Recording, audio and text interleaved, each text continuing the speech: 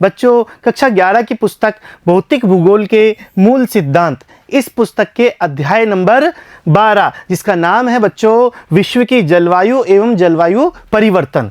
बच्चों इस चैप्टर का हम अध्ययन कर रहे थे। इस चैप्टर में हमने भाग 1 के अंतर्गत देखा कि विश्व की जलवायु किस प्रकार से हम उसका वर्गीकरण कर सकते हैं, उसके कौन कौन से आधार हो सकते हैं, और उसी के अंतर्गत हम अध्ययन कर रहे थे बच्चों कोपेन का जलवायु वर्गीकरण। उसके अंतर्गत हमने देखा था कि किस प्रकार का उन्होंने पांच प्रमुख जलवायु प्रदेशों की संकल्पना रखी थी। साथ ही बाद में उन्होंने एक छठवां जिसे एच नाम दिया था वो भी जोड़ा था। और उसी के दौरान हमने देखा था कि एक प्रकार की जो जलवायु है जिसे हमने उष्ण कटिबंधीय जलवायु भी कहा था, उसका भी अध्ययन हमने भाग 1 में किया था। आज भाग 2 में हम देखेंगे बी और सी प्रकार की जलवायु। तो आइए बच्चों स्टार्ट करते हैं कोपेन का वर्गीकरण। बी या शुष्क जलवायु, बी प्रकार की जो जलवायु है बच्चों उसे शुष्क प्रकार की जलवायु भी कहते हैं। यहां पर जल की कमी रहती है, अर्थात यहां पर वर्षण अपेक्षाकृत कम होता है और पौधों को उपलब्ध आवश्यक जो जल होता है बच्चों वो अपेक्षाकृत कम प्राप्त होता है। ठीक है, यह जलवायु पृथ्वी के बहुत बड़े भाग पर पाई जाती है जो विषुवत वृत्त से 15 डिग्री से 60 डिग्री उत्तर व दक्षिण अक्षांशों के बीच विस्तृत है। अर्थात 15 डिग्री से 60 डिग्री उत्तर, साथ ही 15 डिग्री से 60 डिग्री दक्षिण में इस प्रकार की जलवायु पाई जाती है जिसे हमने नाम दिया बी। ठीक है, 15 से 30 डिग्री के निम्न अक्षांशों में यह उपोष्ण कटिबंधीय उच्च वायुदाब क्षेत्र में पाई जाती है। उपोष्ण कटिबंधीय उच्च दाब क्षेत्र बच्चों याद करो कि किस प्रकार से हमने जब वायुदाब अध्ययन कर रहे थे तो यहां पर भूमध्य रेखा पर यहां पर निम्न दाब पाया गया था। साथ ही बच्चों 30 डिग्री ये 0 डिग्री, यहां पर 30 डिग्री दक्षिण और उत्तर दोनों 30 डिग्री के समीप यहां पर उपोष्ण उच्च दाब पाया गया था।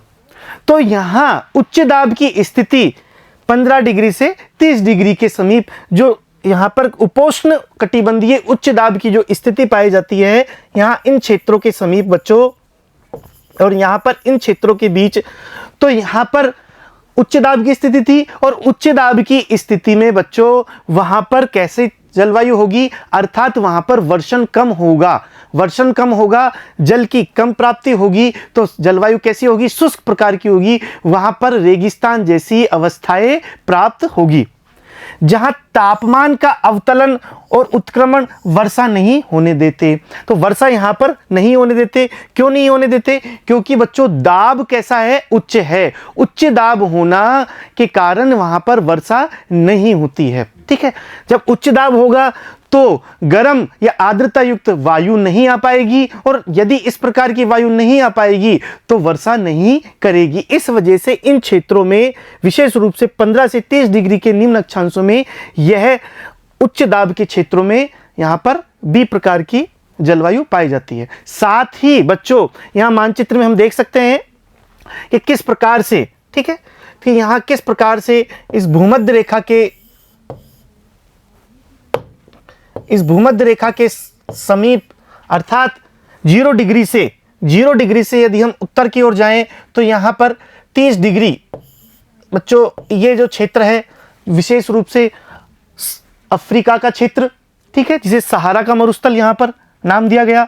साथ ही बच्चों उत्तरी अमेरिकी महाद्वीप के पश्चिम क्षेत्र में, दक्षिण अमेरिकी महाद्वीप के पश्चिमी क्षेत्र में, ठीक है, यहां पर अफ्रीका के दक्षिणी क्षेत्र में और लगभग पूरा का पूरा जिसमें मध्य ऑस्ट्रेलिया शामिल है और यहां पर भी इसी प्रकार की जलवायु पाई जाती है। यहां पर मध्य में गोबी का जो मरुस्थल हम जिसे कहते हैं, मध्य एशिया का जो क्षेत्र है, पाकिस्तान और पश्चिमी राजस्थान वाला जो क्षेत्र है, साथ ही यहां पर भी इस प्रकार की दक्षिण भारत में जहां पर किस प्रकार का बच्चों हमने बताया था कि वृष्टि छाया प्रदेश भी यहां पर शामिल किया जाता है।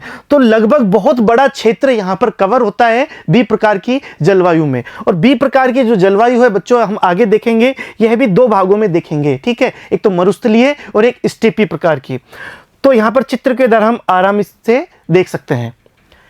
महाद्वीपों के पश्चिमी सीमांतों पर, महाद्वीपों के पश्चिमी सीमांतों पर ठंडी धाराओं के आसन्न क्षेत्र, विशेषतः दक्षिण अमेरिका के पश्चिमी तट पर यह जलवायु विषुवत वृत्त की ओर अधिक विस्तृत है और तटीय भाग में पाई जाती है। यहां पर हम चित्र में देख सकते हैं कि किस प्रकार से महाद्वीपों के पश्चिम की ओर, यहां पर हम देख सकते हैं, यहां पर बच्चों हम देख सकते हैं कि यह पूरा क्षेत्र महाद्वीपों के पश्चिम में, साथ ही उत्तरी अमेरिका का यह क्षेत्र, यह भी किस प्रकार की, बी प्रकार की जलवायु है। यहां पर शुष्क क्षेत्र पाए जाते हैं। अच्छा, क्यों पाए जाते हैं बच्चों, यह भी देखने वाली बात है कि आखिर में इस प्रकार की जलवायु क्यों पाई जाती है। यहां पर तो देखने वाली बात यह है बच्चों कि शीत जल का उद्वेलन इन क्षेत्रों में होता है। अब शीत जल का उद्वेलन होगा तो वर्षा नहीं हो पाएगी, शुष्क क्षेत्र होगा।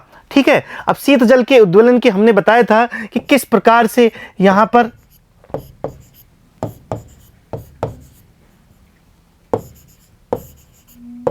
इस प्रकार की पवनें यहां पर चलती है, जिसे हमने व्यापारिक पवनों का नाम दिया था। अब इस प्रकार की पवनें यदि चलेगी बच्चों, तो यदि यहां से, यदि हमने ये कहा कि यहां से पवनें चलेगी, तो यहां से समुद्र तल का जो ऊपरी स्तर है वो पवनें साथ में बहा ले जाती है। जैसे कि हमने अल नीनो ला नीनो का अध्ययन किया था, तब भी इस बात को देखा था। तो ऊपरी स्तर पर, ऊपरी जो स्तर है समुद्र का, वो वायु के द्वारा, जो कौन सी वायु, यहां पर व्यापारिक पवनें, व्यापारिक जो पवनें हैं वो यहां से चली, और जब चलती है तो ऊपरी स्तर को वो आगे ले जाती है और नीचे से ठंडा जल निकलता है, जिसे हम क्या कहा था हमने, शीत जल उद्वेलन।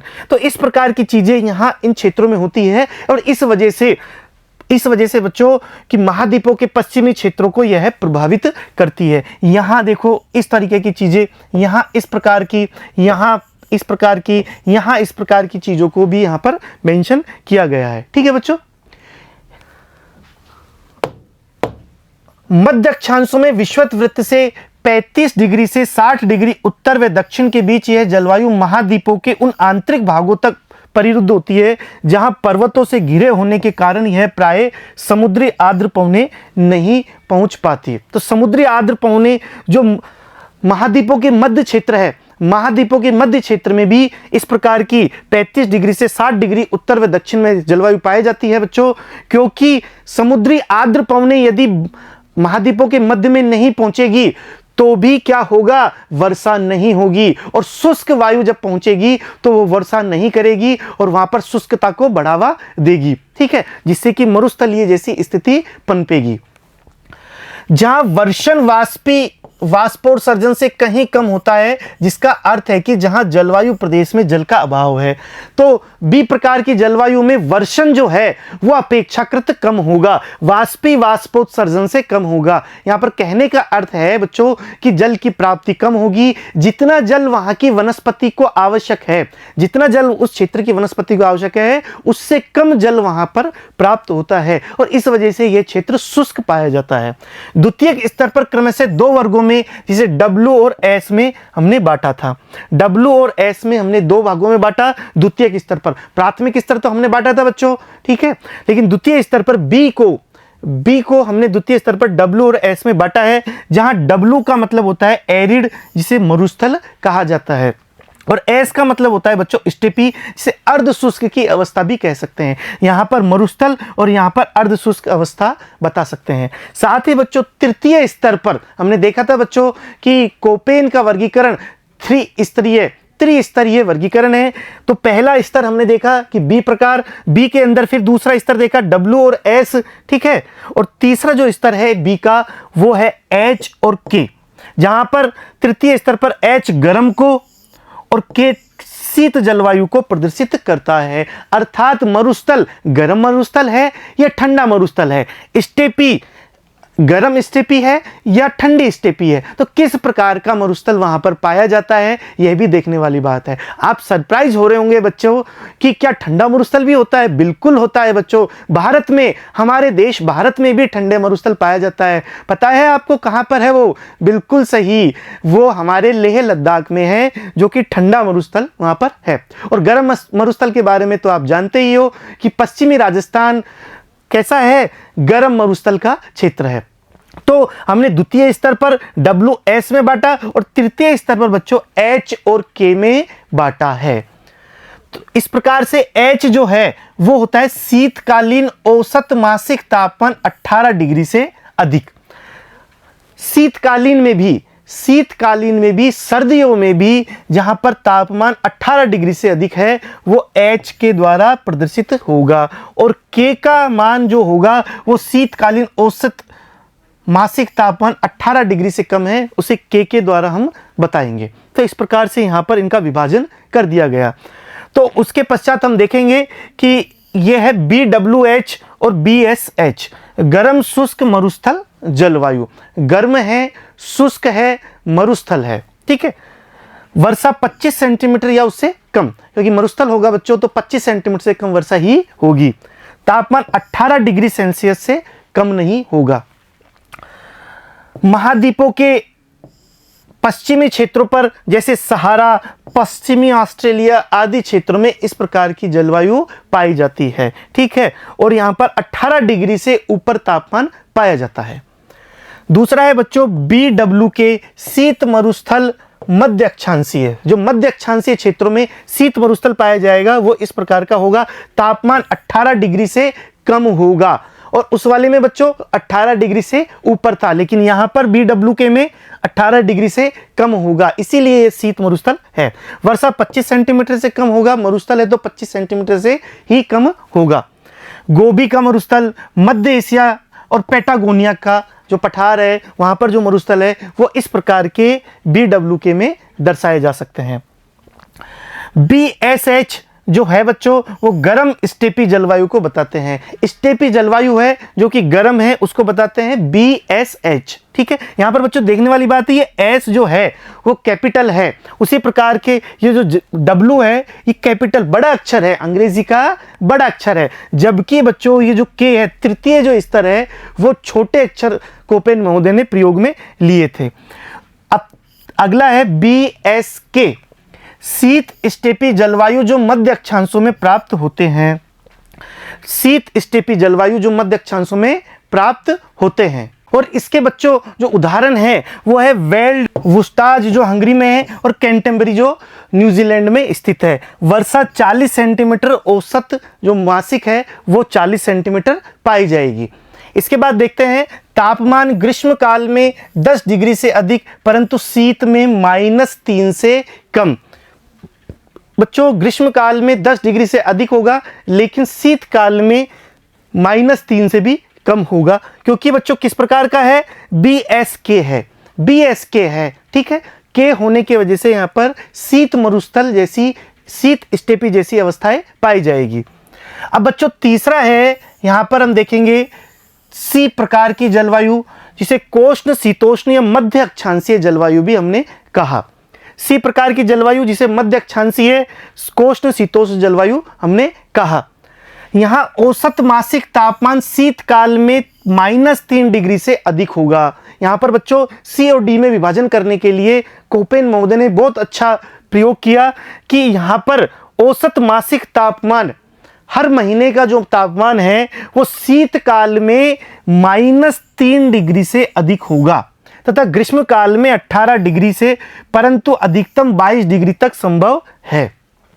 तो यह कि सी की विशेषता क्या हुई, सी की विशेषता ये हुई बच्चों कि -3 डिग्री से अधिक होगा, -3 से कम नहीं होगा सी के अंदर, जबकि डी में हम आगे देखेंगे कि -3 से भी कम होगा। तो सी में क्या हुआ, -3 डिग्री से अधिक हुआ और ग्रीष्म काल में 18 डिग्री तक होगा, परंतु अधिकतम जो है वो 22 डिग्री तक भी संभव हो सकता है, लेकिन अमूमन तौर पर 18 डिग्री तक ही पाया जाता है। अब यहां पर भी बच्चों एफ जो है वर्ष भर वर्षा परंतु शुष्कतम महीने में वर्षा 4 सेंटीमीटर से कम, जो कि क्या बताता है, एफ को दर्शाता है। एस जो है जैसे कि हमने ए में देखा था समर ड्राई अर्थात ग्रीष्मकालीन शुष्कता, ग्रीष्मकालीन शुष्कता होगा एस के अंदर, और शुष्कतम महीने में वर्षा 3 सेंटीमीटर से भी कम होगी।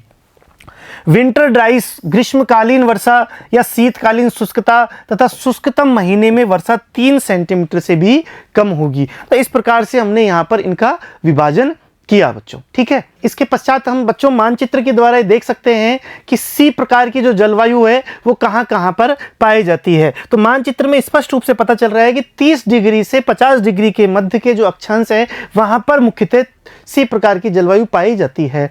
अब यहाँ पर मानचित्र में हम देख सकते हैं बच्चों कि मुख्यतः सी एफ जो जलवायु है, हम आगे देखेंगे कि कौन कौन सी सी एफ और सी डब्ल्यू और सी एफ का भी जब हम विभाजन करें तो सी एफ ए और सी एफ बी आगे जाकर के हम यहाँ पर देखेंगे। तो बच्चों यहाँ पर सी एफ प्रकार की जो जलवायु है वो यहाँ पर पाई जाती है। एफ का जो फैक्टर है वो हमने देखा था कि वर्ष भर वर्षा वाला जो फैक्टर होता है। 40 डिग्री से 66 डिग्री अक्षांश तक वर्ष भर वर्षा, शीतकालीन की अधिकता 100 सेंटीमीटर से अधिक औसत वार्षिक वर्षा पाई जाती है। शीतकालीन की अधिकता यहाँ पर देखी जाती है और 100 सेंटीमीटर से अधिक वर्षा यहाँ पर पाई जाती है। शीतकालीन तापमान -3 डिग्री से ऊपर मिलेगा, जैसा कि मैंने आपको बताया था सी के अंदर -3 से ऊपर ही मिलता है। और जबकि डी देखेंगे जब हम आगे तो वहां पर हमें -3 से कम देखने को बच्चों मिलेगा।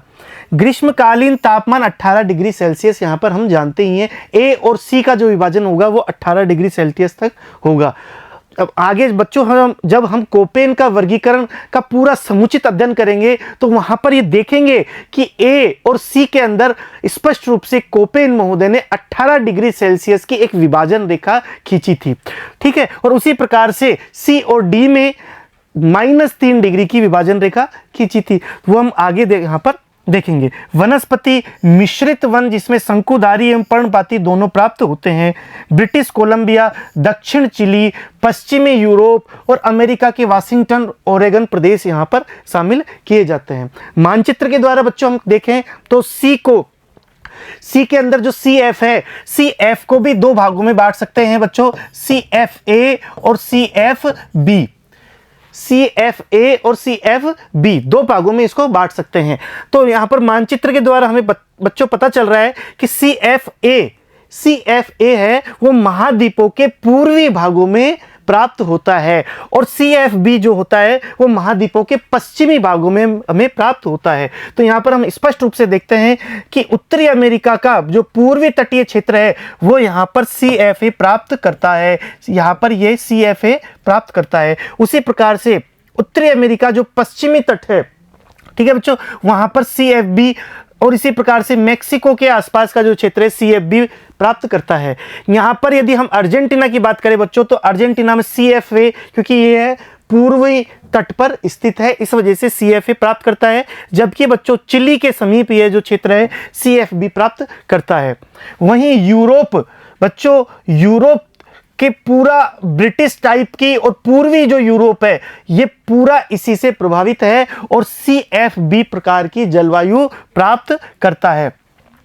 यहां पर दक्षिण अफ्रीका के मध्य यहाँ पर सी एफ ए, साथ ही बच्चों जापान का, ये दक्षिणी जापान का जो क्षेत्र है, दक्षिणी और दक्षिणी पूर्वी जो चीन है वो यहाँ पर सी एफ ए प्राप्त करता है। साथ ही बच्चों यहाँ पर ऑस्ट्रेलिया का जो पूर्वी तट है वो सी एफ ए और न्यूजीलैंड है वो सी एफ बी प्राप्त करता है। तो पूरे मानचित्र में हमने यहाँ पर इसको देखा।